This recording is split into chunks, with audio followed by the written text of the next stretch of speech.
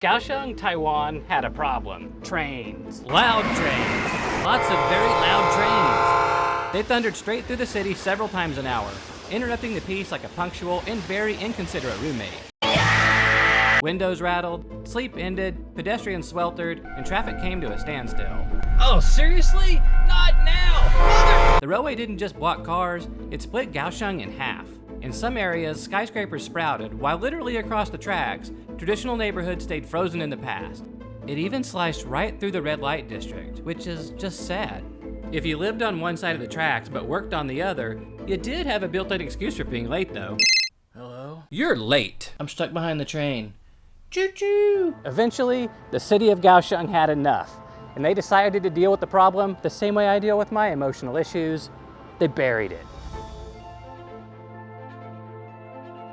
Literally. They tunneled under the city, moved the trains underground, built one of the most spectacular stations in Asia, and created acres of parks where the trains once ran. It took 16 years, billions of dollars, and more meetings than anyone cared to track, but they pulled it off. In this video, I'll show you how Kaohsiung went to urban rehab and took a daily nuisance and turned it into something beautiful. You're watching Planet Bell. Officially, this was called the Kaohsiung Metropolitan Area Underground Railway Project, which sounds way less exciting than it should because this was an incredible engineering feat. Digging a 15-kilometer long tunnel under a working city sounds simple, right? That's until you remember that you just can't say, "The train has been delayed about 16 years. Kaohsiung's trains had to keep running while workers dug a brand new tunnel directly beneath them. It was the infrastructure equivalent of changing your clothes while sprinting to catch a bus. In addition to burying trains, they removed a highway overpass, built 7 subterranean stations, and relocated the historic Japanese colonial depot. Construction began in 2002, around the same time Kaohsiung started building its underground MRT, red and orange lines. For years, the city was a giant construction zone, with machines burrowing under the city like a hyperactive pangolin. Engineers built temporary surface tracks, shifted service section by section, and gradually replaced the old line with a 15-kilometer underground route, all while commuters still used it. The trains went underground, but above, the city came alive.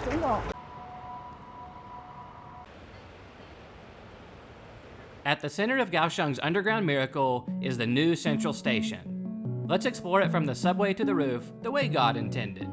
Arriving on the Red Line feels like stepping into an IKEA. Minimalist design, benches you could put together with an Allen wrench, and people moving in preset paths like they're following arrows to the meatballs. On the next level, there's something unexpected. An entire floor devoted to anime, overtly sexual cartoons, and crowds of teens queuing like it's a pop concert. I look around and realize I'm definitely too old for this. We take the stairs to the main chamber, and the vibe changes completely. The interior of Kaohsiung Station is bold, modern, and cavernous, like the love child of a spaceship and a Texas megachurch. Do you hear that? Exactly. Although it's rush hour, it's strangely quiet. People speak in hushed tones like they're in a cathedral, because in a way, they are. It even has an organ pipe in the center, which periodically plays spiritual music. I half expect someone to come around with an offering plate. During rush hour, the station hums with energy. Commuters rushing, taxis queuing, tourists snapping selfies, as if the building were a celebrity. But to truly appreciate the station, come at dusk. The lights flicker on, and the canopy transforms from a sunshade into a futuristic ceiling. The station begs you to find your inner artist and take photos. But don't use up all your megapixels, because the top of the building is the real showstopper. Instead of a boring roof, they built a park, basically a party hat for the station. What used to be an inhospitable rail yard is now a vibrant public space. Joggers and bikers cruise the trails, friends gossip, lovers sip bubble tea, tourists snap cityscapes, and yes, people even gather with unicycles. And on the roof there are several glory holes, where you can peep down and watch the action going on below. In summary, the station is functional inside, but festive on top. Sort of like a mullet, business in the front, party in the back. But here's the best part. The old Japanese-style depot is still here. It sits in quiet contrast to the gleaming station, watching over the street like a respected, dignified elder. Back in my day, trains were trains and men were men, goddammit. Oh, and here's one thing you don't see every day. You can actually ride the bike right over the top of the station. So let's hop on 2 wheels and explore what replaced the old line, a greenway that healed what used to be an ugly scar right through the city. Had I been standing here a few years ago, I'd have been flattened by a train. The train is still here, it's just underground.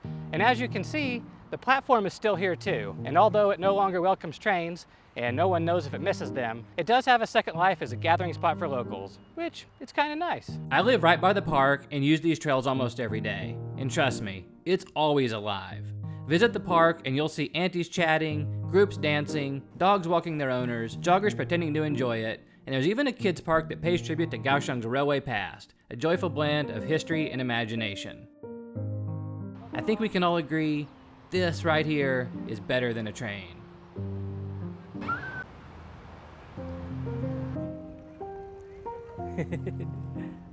Now Kaohsiung has peace, quiet, and a green spine where roaring trains and tangled lines once ran. Well, mostly quiet. The new park system connects some of Kaohsiung's most scenic places. You can hop on a bike at Lotus Pond, ride through the forested art museum park, cruise past revitalized neighborhoods to the Love River, and as I said before, glide over the roof of the new station, which we can all agree is super cool. But the main station isn't alone. They also built 7 new stations and moved 3 underground, and each has its own personality and architectural flair. Let's quickly meet some of them, sort of like speed dating for infrastructure. Because we all know, we all want to go home with the main station, but let's at least check these out just in case. Neiwei Station knows how to make an entrance. Bright murals splash across the walls as you head inside. Here, you can see Kaohsiung's split personality. On one side, shiny skyscrapers, sushi shops, and fancy people sipping lattes. On the other, an older neighborhood filled with murals, markets, and traditional homes. They sit side by side like twins separated at birth, one raised by hipsters and the other by grandma. Now we're at the Museum of Fine Art Station. All glass, steel, and sleek lines. This station is the art. At the Art Museum Park is where the light rail links up with the train line. They just put in an above-ground tram system after they spent 15 years and $3 billion burying the train. I'm not mad, I'm just very confused. Next stop is the San Kuaicho Station, home of the OG Japanese-era depot, lovingly preserved. It's all wooden beams, curved eaves, and old-world charm. But inside, it's a modern station. Here, we see the first of hundreds of murals they painted along the route. Marijuana is not legal in Taiwan, but whoever painted these was high on something. Maybe they overdosed on bubble tea. Ayahuasca bubble tea. Next up, Minzu Station. Kinda like the Sistine Chapel for the Kaohsiung Railway. Oh god, this one's boring and totally not my type. Why hello there, Fengshan Station. Wow, look at this sexy girl. The roof design nods to Taiwanese traditional architecture, and the sweeping arches reference Kaohsiung's old city gates, or so I'm told. It's so beautiful, it kinda hurts. Kaohsiung's buried train line, sleek new stations, and miles of parks aren't just feats of engineering, they're a statement. The city took something noisy, messy, and inconvenient, and turned it into something beautiful, functional, and surprisingly fun. Kaohsiung didn't just move tracks underground, it moved the whole city forward, literally and metaphorically. So next time you're in Kaohsiung, stroll through the parks, snap a selfie at the gleaming new station, and appreciate what happens when a city decides that sometimes the best solution to a problem is to dig down deep and make something better. I'm waiting for this 2-year-old to get out of this train so I can make this video. This is kind of embarrassing. Kaohsiung, Taiwan had a problem. And I've got a problem right now too. There's a lot of construction noise going on in here. You really don't know how to put pants on. Problem is I can't stop laughing, so it's like shook a little.